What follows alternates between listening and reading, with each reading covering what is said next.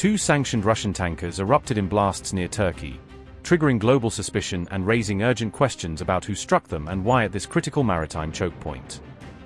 Russian tankers Kairos and Virat suffered near-simultaneous explosions on November 28, with both incidents unfolding within minutes of each other in a tightly watched stretch of the Black Sea.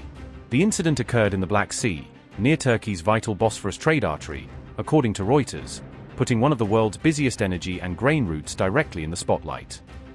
The 274-meter-long Kairos exploded and caught fire while en route from Egypt to the Russian port of Novorossiysk, turning the giant vessel into a blazing symbol of the risks Shadow Fleet ships now face. All 25 crew members were rescued after Turkey deployed fast boats, a tug, and emergency units, mounting a rapid response operation that prevented loss of life despite the dramatic fire at sea. Kairos reported an external impact while sailing 28 nautical miles off Turkey's coast, suggesting it was struck by something from outside rather than suffering a simple onboard technical failure.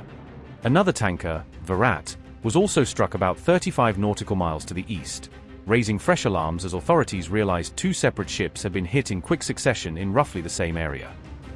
All 20 crew on board the Virat were reported safe despite heavy smoke in the engine room, as per Reuters, with those on board staying at their posts even as responders raced to the scene.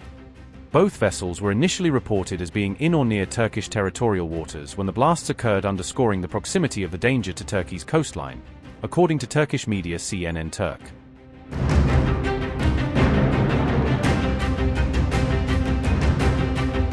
Early reports claimed Kairos may have hit a mine and was at risk of sinking after the blast, fueling fears that hidden explosives or wartime remnants are lurking along key shipping lanes.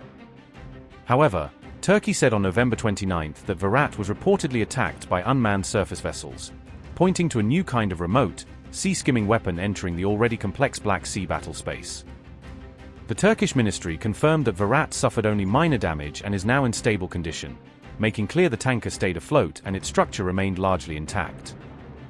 Ankara said Virat was attacked once late Friday, then hit again on Saturday morning, indicating a repeated targeting pattern rather than a single, isolated incident. Damage was recorded on the starboard side above the waterline, with no major fire reported, according to early reports, suggesting the strikes were precise but not catastrophic. However, Ukraine claimed the attacks after explosions hit the two vessels on Friday and Saturday, openly asserting that its forces were behind the twin Black Sea strikes.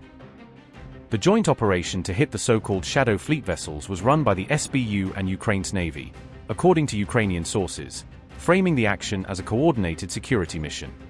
A Ukrainian security source told CNN that Sea Baby maritime drones had been used in a joint operation, describing specialized naval drones as the key tools that closed in on their targets.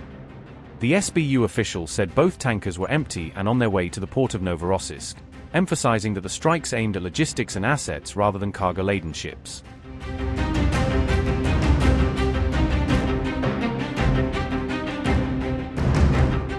Both Kairos and Virat belong to Russia's heavily sanctioned Shadow Fleet, a murky network of older tankers that keep moving oil despite sweeping Western restrictions.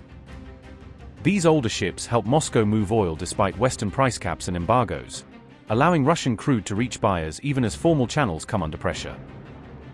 Open-source data showed both tankers are blacklisted by the US, the EU, and allied countries, placing them squarely on international sanctions lists as high-risk vessels. Kairos, a Suezmax-class tanker, had just hauled Urals crude from Novorossiysk to Paradip, India, completing a long-haul voyage that illustrates the global reach of Russia's sanction-busting trade.